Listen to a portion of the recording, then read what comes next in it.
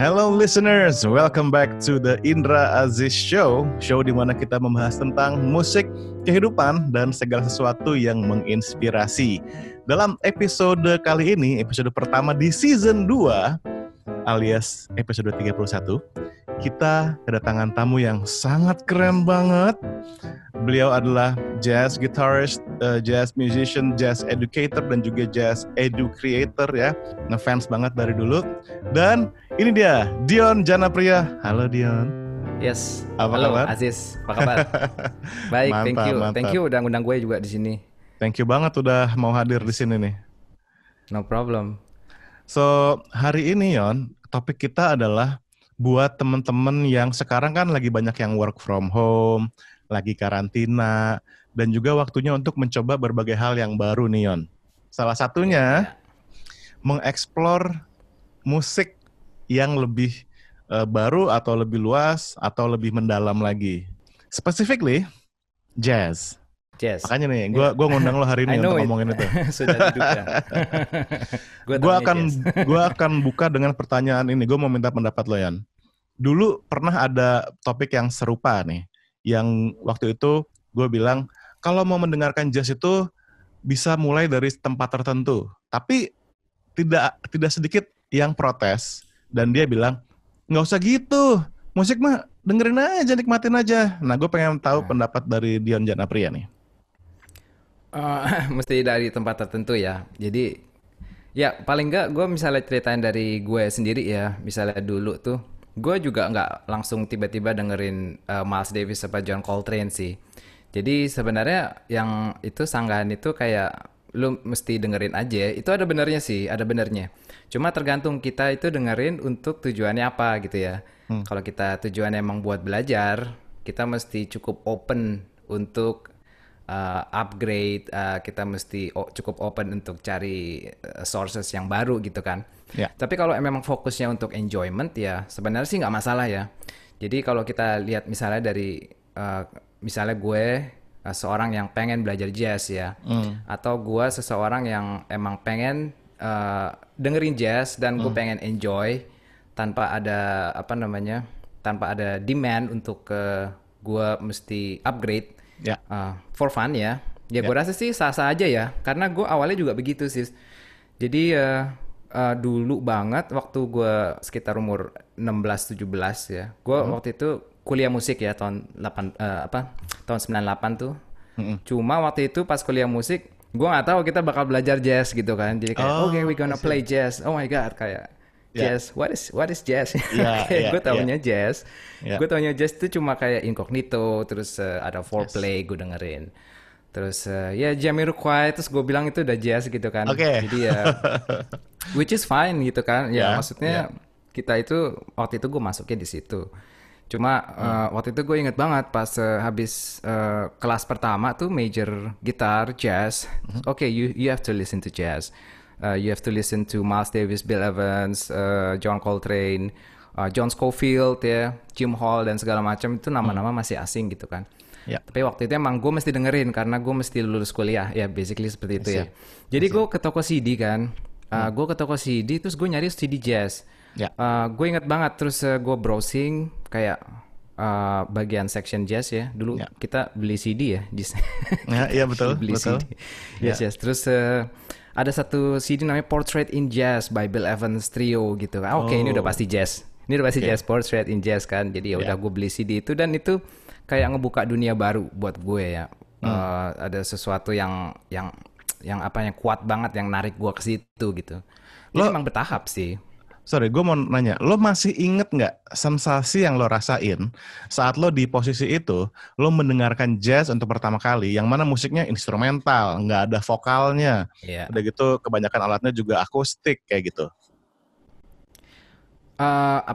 Kayak curious sih. Soalnya kita tahu bahwa Dion Janapriya dulu kan gimbal, ya kan? Anak rocker banget gitu loh. Gimana waktu itu lo pertama kali masuk ke dunia yang kok nih asing gini gitu? Gue rasa memang ada satu faktor yang nentuin juga sih, kayak faktor lingkungan ya. Gue ada kayak mesti belajar jazz at some extent gitu ya. Cuma mungkin ini misalnya kita taruh di posisi yang sebaliknya, misalnya gue nggak kuliah musik terus gue mesti gue pengen dengerin jazz terus gue beli CD ini, apakah gue akan dapat efek yang sama? Gue rasa iya sih. Karena gue selalu curious sama musik kan dari dulu ya, mau itu genrenya apa aja. Dan begitu gue denger Bill Evans tuh ada sesuatu yang gue nggak tahu nih apaan tapi gue suka gitu loh, kayak sesuatu yang kuat banget yang narik gue ke situ gitu. Dan itu ada so much freedom di situ, ada lagu Autumn Leaves di album Portrait in Jazz ya. Dan gue inget banget gue baru belajar itu lagu pertama yang gue pelajarin ya, Autumn Leaves. Itu lagu paling norak sih di dunia sih tapi Autumn Leaves. Terus dia main, ada intro di depan. Terus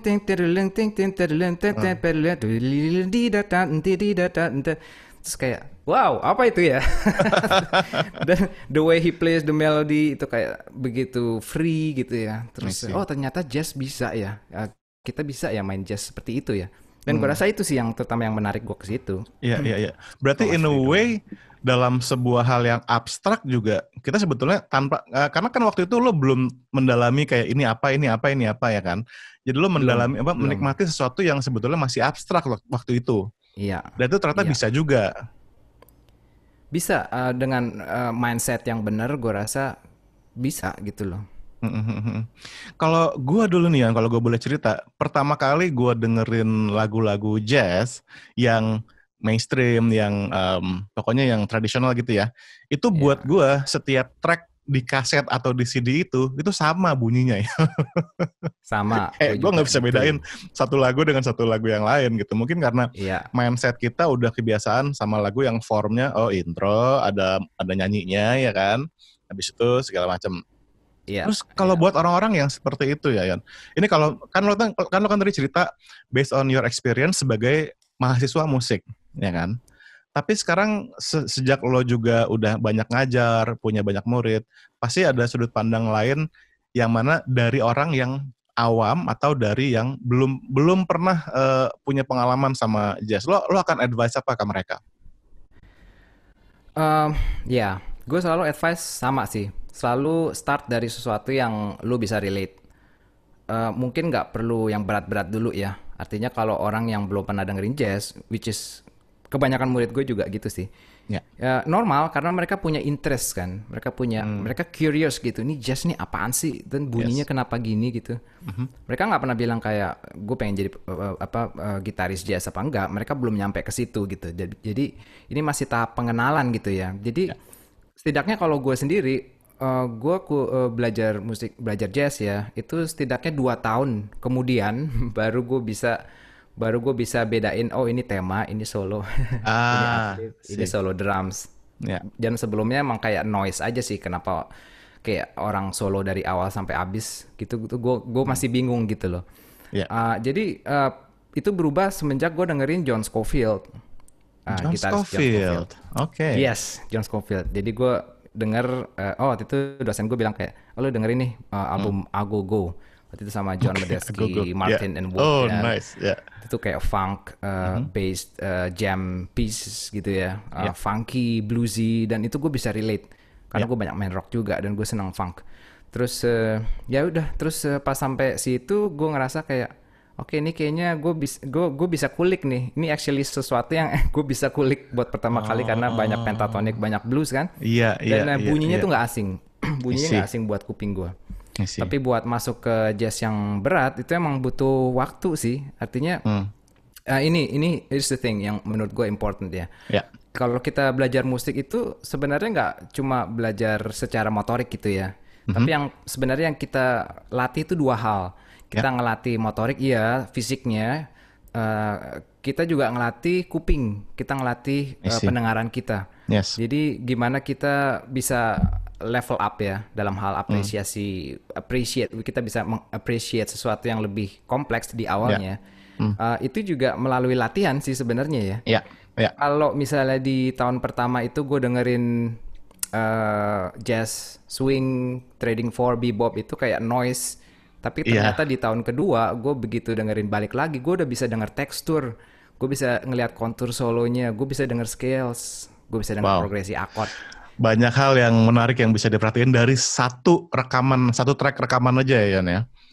Iya. Ini mungkin kalau gue bisa analogikan, kayak saat gue mencoba mengerti nonton Formula One. Yang gue lihat cuman banyak mobil ngebut, ada orang di pit stop, gue nggak ngerti angka-angkanya, gue nggak ngerti, dan akhirnya gue nggak bisa terlalu enjoy nonton, itu boring banget. Apakah bisa? Apa kurang lebih sama kali pengalamannya Yon ya? Buat orang yang nggak bisa tahu, gue mesti nikmatin apa sih? Nah jadi untuk orang yang pertama kali masuk, gue pengen coba mendengarkan jazz tuh kayak apa sih? Untuk orang yang pertama kali masuk sana, kan tadi kan lo bilang ada banyak, sekarang lo bisa dengar kontur, lo bisa dengar tekstur segala macem. Apa yang dicari nih saat kita mau denger? Oke, gue mau dengerin misalnya Bill Evans. Apa sih yang mesti gue cari gitu? Kayak lu dengerin nonton F1 kan, lu mulai bisa suka, lu mulai bisa appreciate dan punya idola ya di sportnya itu. Begitu lu udah ngerti aturan mainnya ya. Yes. Jadi sama juga kalau di jazz ada semacam aturan mainnya yang kita mesti ngerti. Biasanya kalau dalam format tradisional ada tema, which is melodi utama, terus kemudian improvisasi. Nah, improvisasi itu sebenarnya nggak sekedar solo, tapi improvisasi itu interpretasi kita atas cerita dari lagu itu ya, atas tema itu. Itu yang paling penting. Jadi feel-nya mesti dapat, materi harmoninya mesti dapat, materi melodinya mesti dapat, dan solo yang bagus selalu solo yang komunikatif gitu loh, yang bukan interaktif tapi komunikatif. Jadi dia tell a story, interpretasinya dia terhadap lagu itu ya. Jadi kalau kita udah sampai di tahapan itu, yang kita udah tahu aturan mainnya, kita tahu what to expect. Gue rasa itulah kayak titik poinnya di mana kita mulai bisa appreciate sesuatu yang lebih kompleks, sesuatu yang lebih sebenarnya nggak kompleks sih kalau sekarang lihat kan nggak kompleks, tapi pada saat itu kan masih unknown ya nggak sih? Sama aja kayak nonton F1 pertama kali, kayak ini apaan mobil seliweran gitu kan. Betul. Tapi setelah tahu aturannya ya beda, perspektif kita langsung beda. Pasti gitu. Gue mungkin pengen juga bilang bahwa yang tadi lo bilang aturan, mungkin supaya pendengar kita nggak keburu takut dulu nih, kalau aturan nih, gue mesti ngerti teori dan segala macam. Bukan itu kan yang lo maksud ya? Maksudnya aturan lebih kepada kayak taman bermainnya atau apa ya, template-nya atau yang pasti bukan sesuatu yang kayak tahu nada atau tahu teori musik itu enggak kan Yon? Enggak sih. Nah ini dulu gue pernah main di Eastern Promise, tapi yang di Puri Indah tuh yang dulu Stefan Tilo suka bikin jam session kan. Double Doors. Terus gue ngobrol-ngobrol sama Stefan dong antar set kan. Terus Stefan ngobrol-ngobrol, lu lihat waiters yang ini nih. Waktu itu kemarin dia tanya gue kayak, gue nggak ngerti deh. Dia bilang gitu sama Stefan ya. Gue nggak ngerti deh Stefan. Kenapa sih kalau orang lagi main gitu terus di tengah-tengah orang-orang pada clapping gitu ya? Dengerin jazz kan. Jadi which is ya itu pertanyaan yang legit banget ya. Kenapa di tengah-tengah ada clapping? Nah artinya kan aturan utamanya kan misalnya di jazz kita ada melodi utama. Melodi utama tuh kayak cuma sebenarnya kayak mungkin 2 menit, 3 menit ya. Ini kita ngomong kayak jazz pada umumnya lah ya, jazz standards. Setelah itu ada solo nih, bagian solo panjang. Setelah itu ada solo dari orang lain lagi, instrumen lain. Setelah semua selesai solo atau semua udah bosen, baru balik ke melodi utama. Kan seperti itu. Tapi kalau misalnya kita ngelihat formatnya lagu pop ya, atau lagu rock, itu kan nggak mengandung improvisasi. Makanya jazz itu elemen yang sangat kentara, itu elemen improvisasi di tengah itu kayak itu di situ ekspresivitas dan originalitasnya dari si musisi itu diuji coba gitu loh. Dan gue rasa sih itu yang paling membedakan jazz sama musik lainnya ya, unsur improvisasi. Dan sekarang sorry terusin. Gimana? Silakan. Dan kalau misalnya kita ngeliat formnya ya, jazz itu salah satu bentuk art music yang aneh gitu, karena kalau kita belajar jazz ya, kita belajar misalnya repertoire dari real book. Real book itu asalnya dari beberapa sumber, terutama recordings ya. Ada lagu pop Amerika tahun 1930-an, lagu film, lagu musical, Broadway ya kan. Jadi kalau misalnya lagu film ibaratnya orang nyanyi covernya Frozen gitu, terus dibikin ada bagian tengah improvisasi, wah that's jazz. Pada masa itu that's jazz gitu kan. Mainin sama musisi jazz, jreng jadi lagu jazz. kayak Alice in Wonderland apa Someday My Prince Will Come, itu lagu Disney gitu, ya kan? Iya benar-benar. Apa Snow White lagi nyanyi di pinggir sumur gitu. Jadi kalau kita ngelihat perkembangannya ya, jazz itu emang dibuat untuk berubah gitu. Itu yang paling penting orang tahu gitu. Okay. Jadi kalau kita ngajarin orang pakai real book, nih gue kasih real book nih. Yeah. Tapi jangan main kayak gini ya. Itu kan aneh banget gitu. Makanya kayak jazz itu salah satu art music yang metodologi ngajarnya tuh aneh. Oke, lu belajar ini, tapi jangan main kayak gini. Bingung. Iya. You have to make your own voice. You have to make your own interpretations. Gue rasa itu sih kalau orang ngerti itu kuncinya sih. Asik. Jadi itu pola pikir itu yang menurut gue akan sangat enak kalau dibawa saat lo mau masuk ke dalam dunia mendengarkan jazz dengan lebih dalam gitu ya. Pola pikir bahwa ya semuanya tuh emang penuh improvisasi dan memang bisa berubah, tidak harus sama. Ketika lo denger, ada lagu My Favorite Things, ya kan? Terus pas denger John Coltrane, kok gini? Jadi ketika lo punya pola pikir yang tadi lo sebut, akan lebih, gue sekarang masuk ke eksplorasi yang lebih dalam. Oke, sekarang Yon, gue mau minta lo untuk nyebutin beberapa nama nih Yon. Misalnya, ada orang yang, Yon, gue mau dong buat gue santai-santai deh, gue mau sambil ngegambar di rumah, gue dengerin siapa Yon? Buat santai-santai ya. Gue banyak sih. Banyak. Mungkin sesuatu yang minimalis ya, nggak terlalu banyak dan nggak terlalu intensity-nya nggak terlalu gede gitu. Mungkin bukan hard bop atau Ornette Coleman atau John Coltrane, bukan. Tapi dengerin coba jazz dari 40s mungkin ya, kayak Billie Holiday yang albumnya Decca Records, atau Seraphon yang sama big bands tuh. Nice. Lady in Satin, Billie Holiday. Nice. Ya terus mungkin kalau instrumental gue bisa saranin ini original recordings Jerry Mulligan Pianoless Quartet. Yes. Itu salah satu work of art yang sangat lyrical.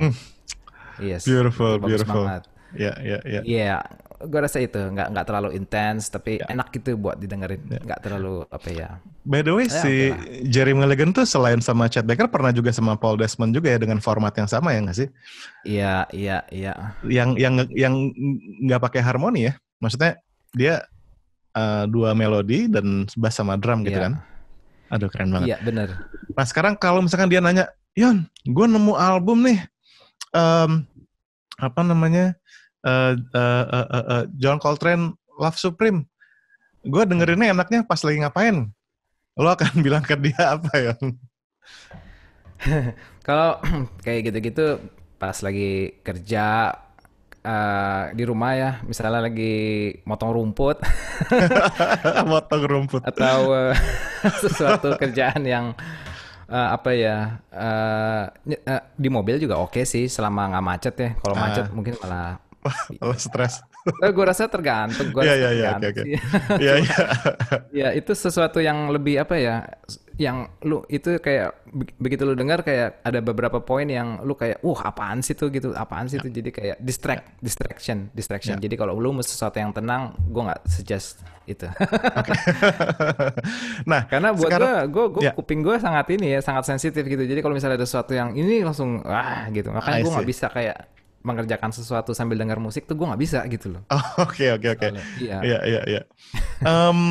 Sekarang gini, kalau misalnya gue tuh sering kali ya, karena gue vocal coach, gue ngelatih banyak penyanyi, dan advice gue ke mereka yang akan ngebantu mungkin adalah dengan kita, selain yang tadi lo bilang di awal ya, tahu aturan tanda kutip, adalah napak tilas sejarah perkembangannya secara umum gitu ya. Kalau kita tahu dari awal mungkin early jazz agak aneh kali bunyinya buat orang yang baru masuk ya. Gue akan saranin mereka, kalau menurut lo gimana ya? Gue akan saranin mereka masuk dari vokal yang mungkin Louis Armstrong, Ella Fitzgerald gitu ya. Dan dari situ Billie Holiday fan sih. Oke. Iya. Dari situ kayaknya ketika lo denger rekamannya Billie Holiday misalnya, terus lo denger ada yang solo Lester Young gitu, Yes. Terus lo kayak, nih siapa nih saksofonis gitu kali ya. Terus lo mulai explore. Nah ini juga mungkin advice buat teman-teman listeners yang lagi dengerin. Ketika kita mendengarkan musik yang kita bisa relate, kayak tadi Dion bilang awal, kita bisa relate dengan Billie Holiday misalnya. Coba deh kita lihat lagi di rekaman itu, siapa yang main gitu ya, Neh? Betul banget, ya. Dari Miles Davis, gue dengerin, dari Bill Evans, gue dengerin Miles Davis. Dari Miles Davis, gue dengerin Wynton Kelly. Terus dari Miles Davis juga gue dengerin Herbie Hancock. Dari Herbie Hancock gue dengerin Cantaloupe Island. Yeah. Dari Cantaloupe Island gue dengerin Man Child. Terus dan kesana lah udah. Terus ya artinya dari satu poin itu kita bisa kemana-mana sih. Setuju. Betul. Memang. Betul. Memang bisa seperti itu. Jadi ini mungkin satu hal yang nggak ada di ranah musik pop adalah ketika lo mendengarkan jazz, lo otomatis akan merhatiin kayak, oh yang main drum si ini, dan si drummer ini punya album sendiri dengan komposisi dia sendiri, atau yang main bass si ini, dan kita bisa menemukan, oh si pemain bass ini kayak ini ya, kayak menikmati sport jadinya ya, si pemain basket ikut tim ini kayak gitu ya. Iya bisa jadi seperti itu sih, karena gini ya. Gue masih ingat waktu dulu di tahun pertama, guru gue itu dia tuh penggemar Robin Ford. Terus dia tuh seneng banget sama Weather Report ya. Ya umurnya dia emang angkatannya ya segitu. Kayak gitu. Oh, Scott Henderson. Cuma gue secara personally itu tahun pertama tuh gue gak suka musik-musik itu gitu loh. Jadi kayak ada yang gak masuk gitu buat gue gitu. Jadi gue terus keep searching dan akhirnya gue menemukan beberapa referensi yang which is agak beda sama dia. Dan gue rasa itu juga normal banget gitu, dan gue pengen orang-orang tuh punya preference sendiri gitu, which is pasti.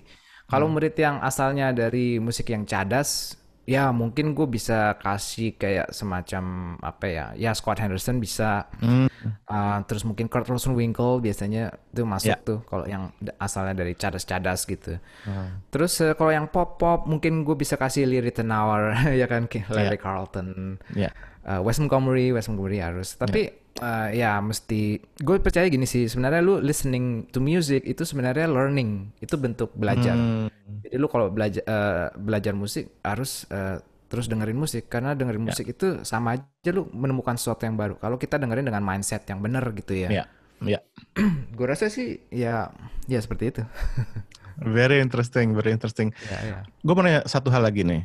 Bisa nggak Yon, misalnya ini menurut pengalaman lo, saat lo pertama kali denger satu musik lo nggak suka, terus lo tinggalin, terus tahun depan lo balik lagi ke musik yang lo nggak suka tadi, terus lo jadi suka. Iya. Pernah nggak ngalamin ya? Pernah ya? Pernah. Jadi itu terutama di salah satu album favorit gue sekarang ya. Gue waktu itu bikin webinar tentang kayak beberapa album yang very recommended di jazz, dan album ini juga masuk nih. Shape of Jazz to Come, itu Ornette Coleman ya.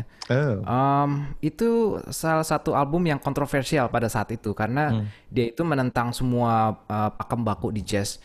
Dia itu nggak main pakai progresi chord. Dia anggap nggak ada harmoni. Dia anggapnya gini kayak, kalau orang improvise based on chord progressions, kenapa kita nggak bisa improvise based on melodic lines? Oh, nice. Okay. Yes, you play, misalnya dia bilang sama Charlie Hayden, you play the bass lines based on what I play as a melody. Wow. So jadi ada melodi, dia responnya dengan melodi juga seperti itu. Tapi basically no chord changes.